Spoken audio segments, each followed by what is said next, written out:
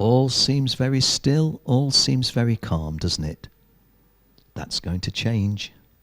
We're racing for a title, an international title. Plenty of prestige to be had in winning the Rotax International Open, and if you don't have a ticket to the Rotax World Challenge Grand Finals, you can get one here in this race now. Finish in the top two, and you can come back to Italy in a couple of weeks' time and race at Sarno down in the south, just below Naples, for the Rotax World Challenge Grand Final. Several of these drivers already have their ticket to the Grand Final, but there's still room for two more.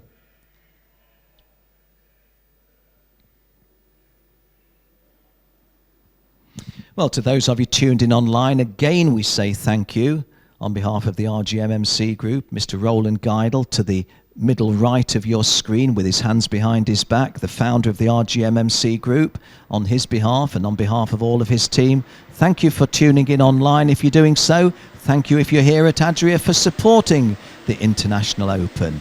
Confirmation that Belgian driver Felix Vogge is on pole position, joined on the front row by Jordan Brown-Nutley. The lady on the second bottom screen to the right, Jade Johansson, is Janne Johansson, the only girl racing in this class against the lads. But Janne's had some problems, had some brake problems this weekend, and has not been at her best, and really not likely to threaten a top 10 position, you wouldn't think. Although as a gentleman, we'd like to see the lady do well.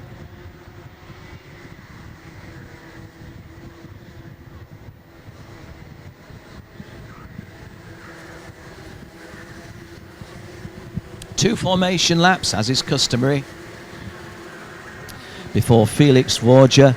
Let me have a word with those of you from Belgium. I've been pronouncing Felix's family name as Varga, but somebody said to me, look, he gets called all sorts of different names. He gets called Warge, he gets called Warge, he gets called Varg. You can call him what you like, Ken.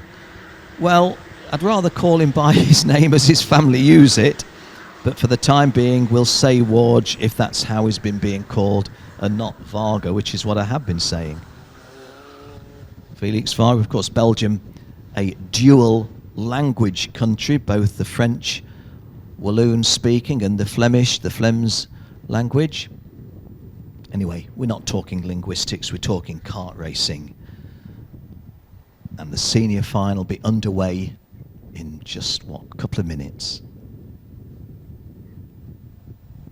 Alex Fuoco in kart 275 on row 3. Been racing in cars this year. Been racing in some different categories, including very high up. He's been, I think he's had a turnout in GP3, and it's good to see him come back to his roots and do a little bit of kart racing. Why not? This is the straight to the extreme right of the track. We're looking now at the left-right chicane, which leads by a right-hand turn onto the start-finish straight. There we are. Felix Vogge on the left-hand side on pole position, and he leads the race, but Jordan Brown-Nutley getting a good start from the outside of the front row, and Jordan Brown-Nutley possibly going to take the lead. Side by side, the two front row starters, but Felix Vogge just getting the narrow advantage over a fast-starting Jordan Brown-Nutley. In third place, that's Nicholas Schurl.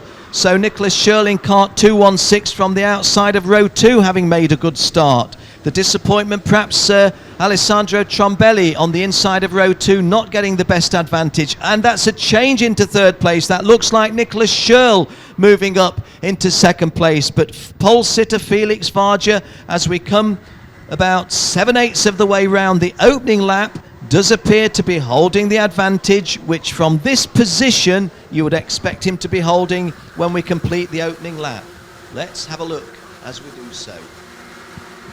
Felix Vogge does hold the advantage over Nicholas Schurl. Jordan Brown-Nutley went through third, Alessandro Trombelli fourth, Alex Fuoco fifth, Lars Lamberel 6, Scott Simmons 7, Glenn Rupp 8, Javier Gonzalez of Mexico 9th, and Ido Cohen in 10th place.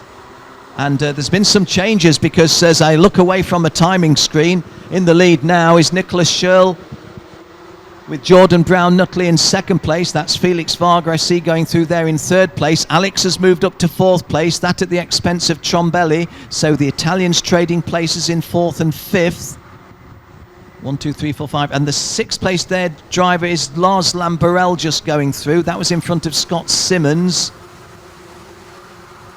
Sweeping round to complete lap 2. Confirmation, Nicholas Schurl, Jordan Brown-Nutley and Felix Warger are the 1, 2, 3. Then the next 8 places down to 12th were as they were on the opening lap, just outside of the top 10. Cairo Kivi has moved up to 13th. Berkay Besler up to 15th. Kevin Kemling has lost places, falling down to 18th. So Alex Fuoco 4th, Lars Lamberel 5th, and that at the expense of Alessandro Trombelli. So the driver who started rather slowly in P3 is already running in 6th place now. In fact, 7th, because Scott Simmons goes past, according to my graphic. Just trying to make sense of the pictures. We can't quite go back to the 6th and 7th places. What we can tell you is that at the end of lap number 3, Nicholas Schurl still holds an advantage by 0.2 of a second. That over Jordan Brown-Nutley, with Felix Varga in. And there goes a move. No, that's not happened. That was a move that was going round 6th to 7th, was that, or an attempt to go 7th to 6th, as Alex Fuoco sets a fastest lap at 51.5. It's a 19-lap race, so very much early doors, but at this stage the front-running 3 are clear of the others. Nicholas Schurl's advantage on track, to the naked eye, I would put that at 2 full kart lengths. Behind him, Jordan Brown-Nutley being closely pursued by Felix Varga. In fact, Felix is getting closer still, but not in a position to make a challenge. Onto the home straight. This to conclude lap 4. Jordan Brown-Nutley's margin on the chronometer, on the transponder, is 0.323, but he loses the lead, and he's going to lose 2nd place as well, because Jordan Brown-Nutley takes the lead. Felix Varga goes through to 2nd, although, well, Nicholas Schurl clatters his way back through into 2nd place, but he's certainly shed the lead in favour of Jordan Brown-Nutley. Not quite sure what happened there, taking the speed off the opening turn, as 4th going into 3rd is Alex Fuoco. So, when our race leader had gone into turn 1, all looked well, but he didn't carry the speed through and was dropped to 3rd place, but having since then picked up a place to 2nd. Felix Varga, who started from pole position, dropping now to 4th. The front-running 2 are clear of the next 2, and both of those 2s are having a close dice, and there is the lead retaken by Nicholas Schurl. Nicholas Schurl retaking the lead early on lap 6.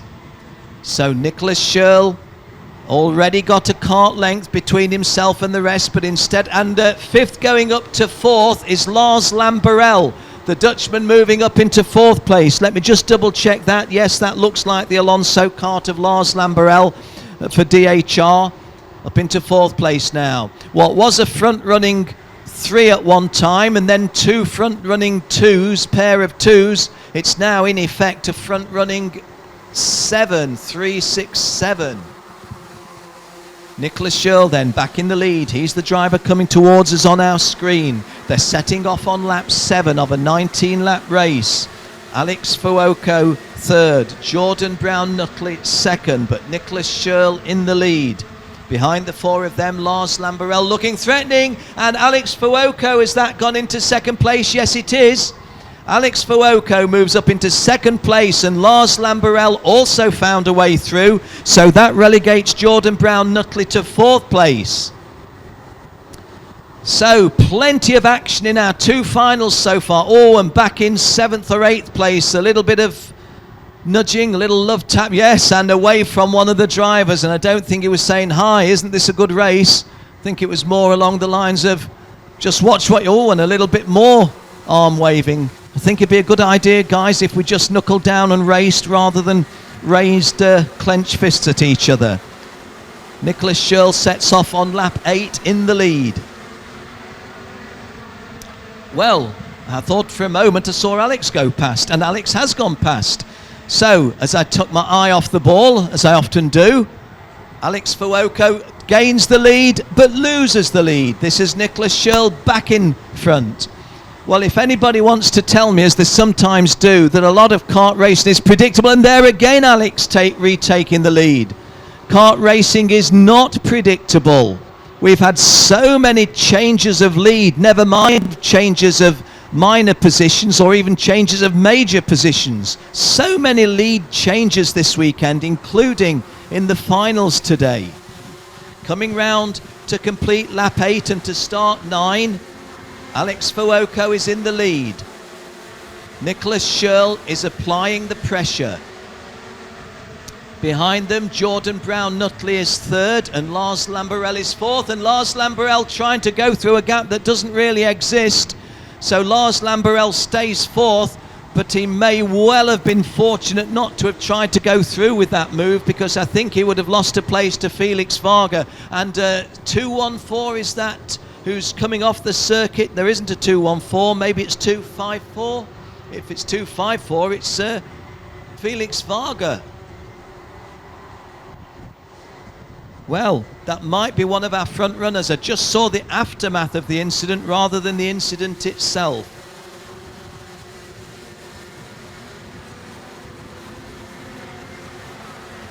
Well, turning to the screen for a moment, Felix Varga has gone through in kart number 254, so he is fine. The one that was dropping like a stone was not Felix Varga.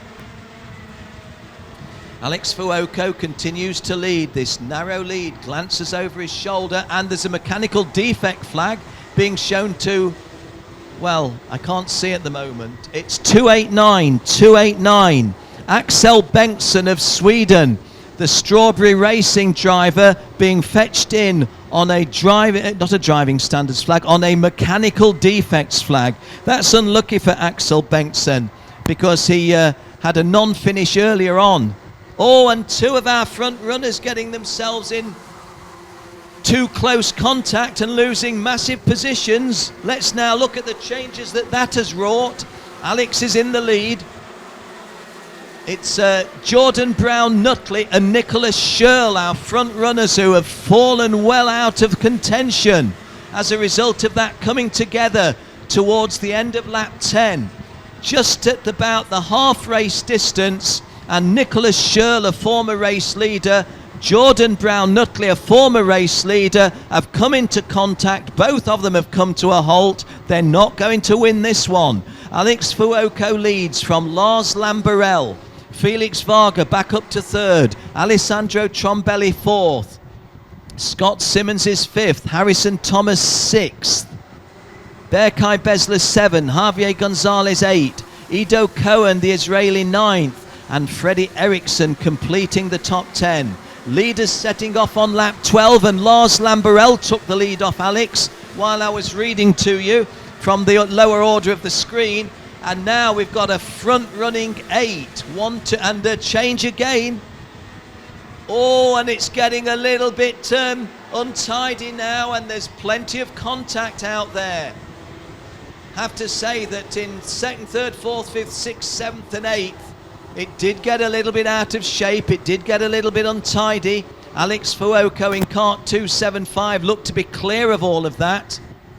We're in the second half of the race because we're coming towards the end of lap 12 of 19.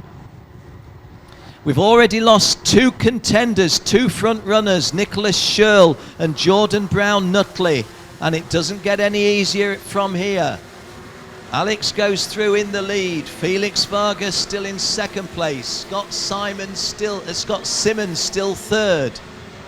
Alessandro Trombelli fourth. Harrison Thomas fifth, completing the top 5. Berkay Besler 6th. Lars Lamberell running 7th now. Javier Gonzalez, the Mexican 8th. Ido Cohen, the Israeli 9th. And Cairo Kiva, the Estonian, completing the top 10. Well, just trying to assess the geography, Alex Fuoco has got himself in a very happy position of being, as near as I would put that, 50 metres in front of the chasing pack. But the chasing pack are chasing hard, and there's a lot of them. This is lap 13 being completed, lap 14 being commenced. Alex's lead, according to the transponders, is 1.6 seconds. And moving into the later stages of the race, we're coming up to 2/3 race distance. At 2/3 race distance, 1.6 seconds is a very handy lead to be had. But behind him, there's the mother and father of a dice going on. Remember, world final places to be had from these positions. Finish in the top two, and you're definitely going to the world final. Finish in 3rd or 4th place if the guys in front of you have qualified via a different series. Definitely still to be raced for.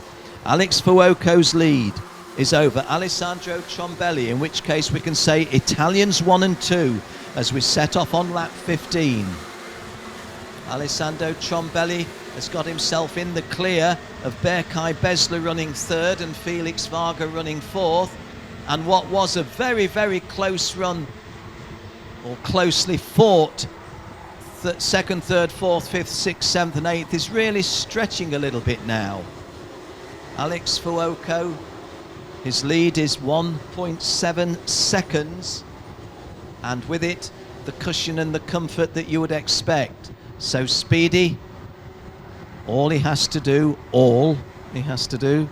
is just drive sensibly, you would think, and bring this machine home for 5 karting laps, because this is the end of lap 15. 4 laps to go, including the one that they're starting out on. And Alex Fuoco's lead over Alessandro Trombelli. Trombelli is under really serious pressure from Berkay Besler, and the driver from Turkey moves into 2nd place. Berkay Besler then going into 2nd place. So Alessandro Trombelli relegated to 3rd, and he's under pressure from Felix Varga of Belgium. So Berkay Besler with this position would not just get himself on the podium, but would cement the fact that he's going to the Rotax World Challenge Grand Finals. A reminder that they're in Sarno, Italy, a little bit later this month. Starting lap 17, 3 laps to go. Speedy Alex has a lead which nobody can challenge unless he makes an unforced driver error or has some mega mechanical misfortune.